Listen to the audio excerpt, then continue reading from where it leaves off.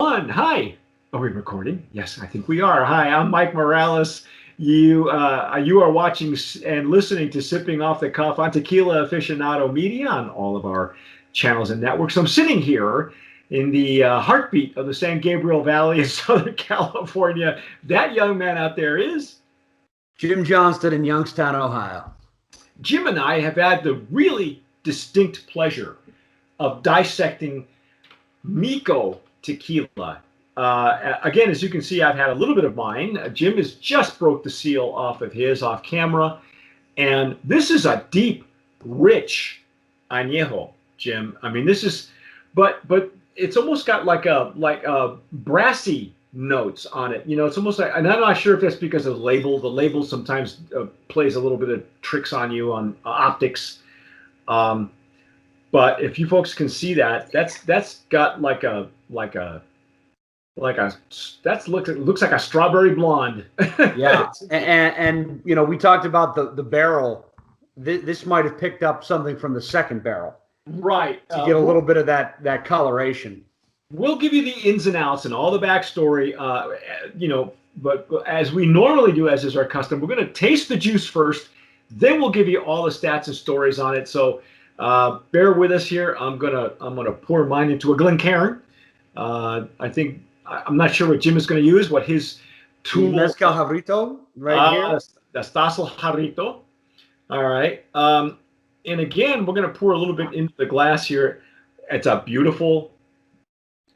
There are some red highlights in this glass, okay, and in the juice itself that I can see. It's a bit brassier than what we've seen in the past. Or probably spent enough time in that second barrel to pick up that coloration and get a little bit deeper, darker with that variation in it. But this is starting to look more like a bourbon whiskey, where the last one looked like a light Scotch whiskey, a younger Scotch. Right. Yeah, I don't know if you folks can see that. You can get the gist of the color here. Of course, we're digital here, so we're trying. And my lighting's not the greatest in here, but again, Jim, I can't say enough about these legs and tears. These are just, and it's not syrupy. Okay, it's just it's a very very light body, but everything on it, again, they kind of just cascade down the glass there. Yep. And this does not have the typical body that some of the Anejos that you and I have tasted. It feels like it's got a little bit more heft to it. There's not that heft here, but that's not necessarily a bad thing because at least the first two, the Blanco and the Repo, the mouthfeel was excellent. There's nothing. Yes.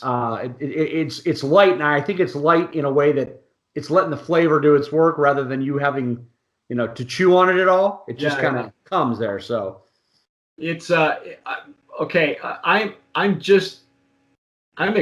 ecstatic to taste this with you because again, when I was telling Jim off camera, when I taste these, if I get a chance to taste them off camera before he and I get together or any of the other TJs, I don't normally use my tools, my tool chest. What I use is my everyday drinking glasses, which are usually snifters. Okay, so I've not dissected this. I just want to know how, like everybody else is going to drink it in a certain way, how, or in a Glencairn. And so to me, my preference is snifters. So I haven't dissected it, but when I go in with the tools, it's a whole different. There's so much more that I discover when I go that route. Oh my God. Wow. Okay. Well, yeah. Tell me what you, I mean. Well, I don't want to jump the gun here. I don't want to, but they experiment with the barrel on this one. Right. And it starts in, you told me, white oak used bourbon or Tennessee whiskey barrel. Right. And then they put it in a Cabernet barrel, a used cab barrel. Right. This has now started to pick up that tannin, that wood, and that fermented grape And I can tell you right now, the smell, the nose off of this has all that nice, sweet baked spice smell of the Repo, with now the mashed grape, fermented grape, tannic grape, just a hint of it to give it just a little bit of a wine barrel on the nose. And it really does mellow it out and give it a very, this is nosing like a really high alcohol wine. Yes. And the nose also reminds me of, and I was telling Jim, I may have said to you on camera, we were tasting the Repo. This reminds me a lot of Dulce Vida's 5-year extra añejo that's finished in Napa Valley barrels. It's, of course, it's barrel strength, so it's a lot higher. You know, it's a lot more amplified, but the characteristics are still there. Oh yeah, and it's lovely. I mean, I love that 5-year. You know, and I'm not even sure if it's even available anymore or if you can find it. But this one has those same characteristics, of course, toned down to 80 proof, but they're all there. The complexity on this thing is a very akin to your extra añejos. Well, right, and it's got a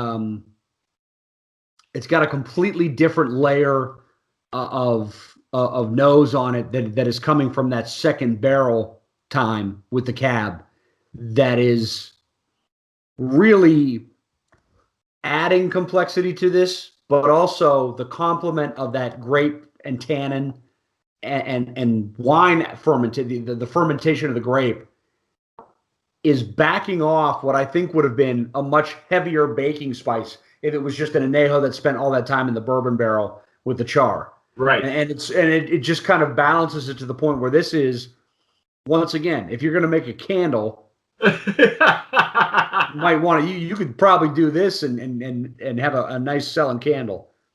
Oh my God, it's just so aromatic.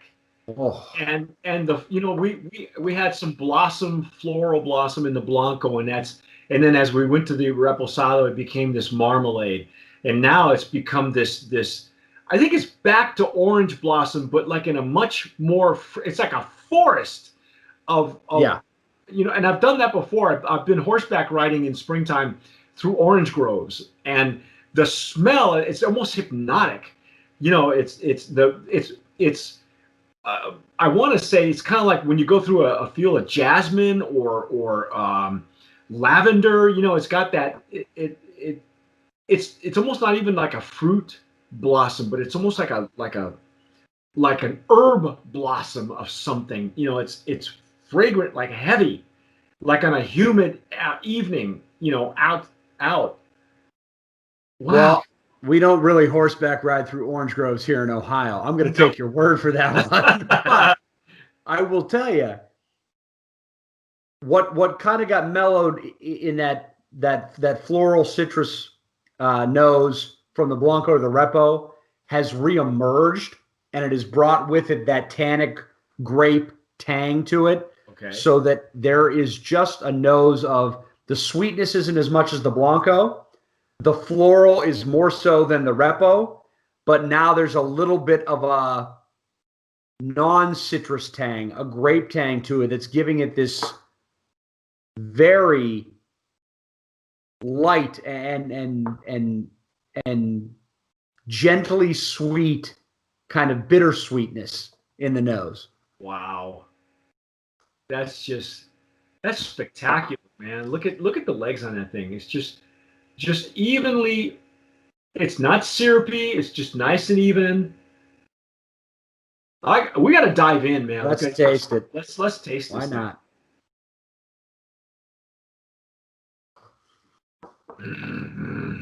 Oh, wow. Oh.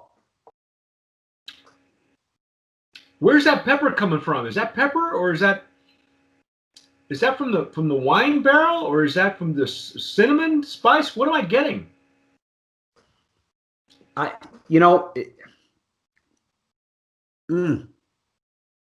that is for me. It's cinnamon, a little bit of anise, and a pepper, but not a peppery pepper, not a spicy pepper, a light pepper, um, almost like a white pepper on the back of the end. You get just a little kick, but not.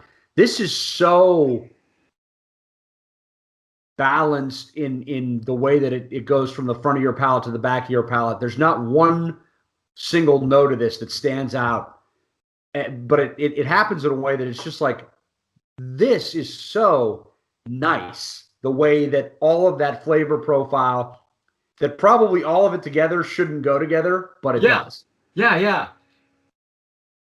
Because this reminds me a lot, and I've had several chili infused tequilas. As a matter of fact, we wrote about that in the magazine just recently. I don't know when you'll be seeing this video, but probably at the tail end of 2020, there was an article about pepper infused tequilas that were well done. One of those is Soltado, and it's done. That one is I believe it's a Anejo tequila made with serrano peppers, and this reminds me a lot of that. There's not, of course, as intense as the serrano pepper, but there's a pepperiness that I'm getting out of that, and they also use a little bit of cinnamon as well. It's an earthy pepper. Yeah. And you know, we talked about this off camera.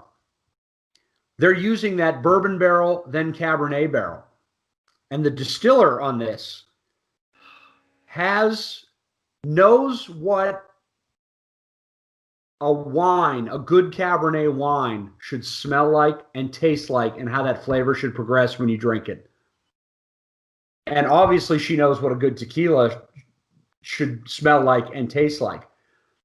And she has blended those two where there is terroir on this. There is tannin from the grape. There is flavor from both barrels. There is agave. There is spice. There is sweetness.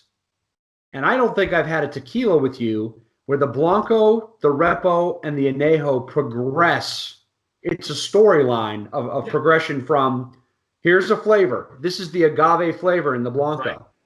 Now we've done this little thing where we play around with bourbon barrels and wine barrels in the Repo. And now here's the finished masterpiece of the Anejo, which really gets to spend that time with all that flavor. This is somebody who likes bourbon and wine and knows how to really.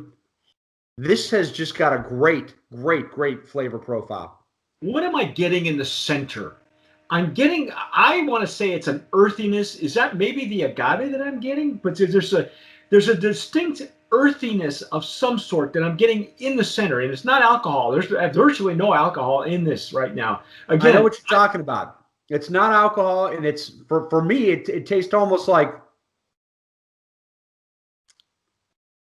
it's the agave with the barrel. It has tempered that agave, and I think it's a baked agave, but it's almost like charred agave, like creme brulee. Like you took the torch and just caramelized the top end of it. So maybe this is a bit of the char from either the wine barrel or the bourbon and whiskey barrel.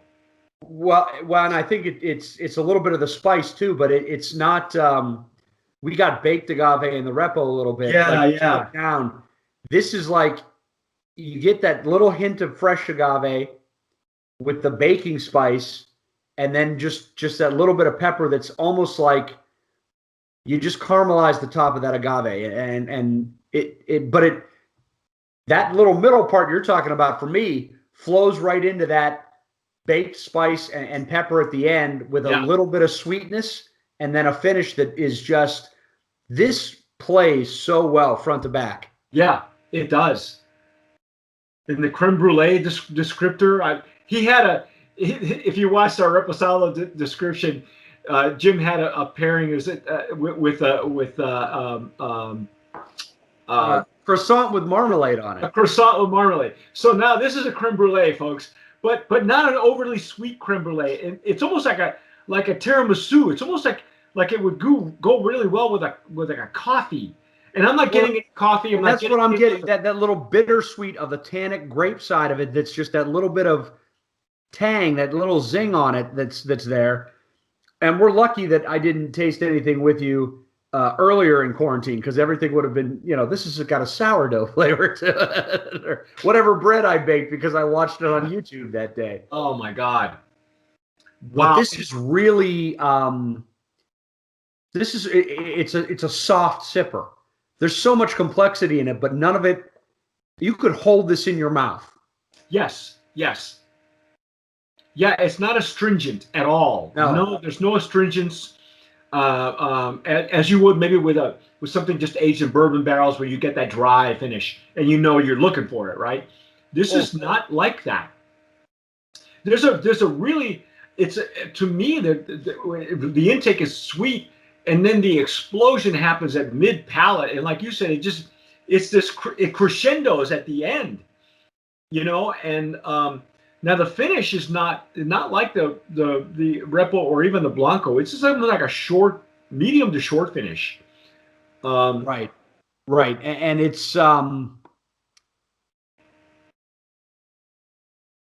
almost like, and if you're a wine drinker, if you're familiar with wine, that little just bit of tannic kind of, I don't want to call it bitter because there's nothing bitter about this, but there's a bitter element that softens the alcohol and the agave, and it's almost like if you had Amarone wine or a grappa from the grape tannins and the skins, and there's a little bit of that bittersweet alcohol that is added into this flavor profile that the baking spice plays off of really well. Yeah. And I said this would be great for a tequila Manhattan with the Repo. Right. The only thing that I would mix this with is I would make a Manhattan out of this Anejo, or I'd sip it neat. Yeah. But I think the only thing to do is add the vermouth sweetness, add a little bit of the bitters, and otherwise sip this. It's so nice. It's beautiful. Let me give you the ins and outs really quickly here. This comes from 1107. That's the El Viejito Distillery. The owners are the Singh family. The AJ, the patriarch of the family, is one of the was working with Patron and Martin Crowley. He was involved right when Tequila and Patron was in its heyday. And he helped, I guess his job was to help Patron move their production in-house, which means that they were probably in charge of building the distillery and moving all the parts in. For those of you who follow Patron, you know that it originally was being made by Siete Leguas and that family. So anyway, AJ became friends with the Nunez family, and eventually, after leaving Patron, he and his son co-founded Mico. And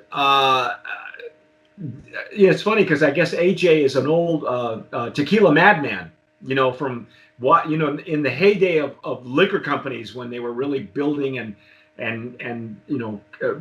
fighting it out and duking it out on the streets, and of course Patron.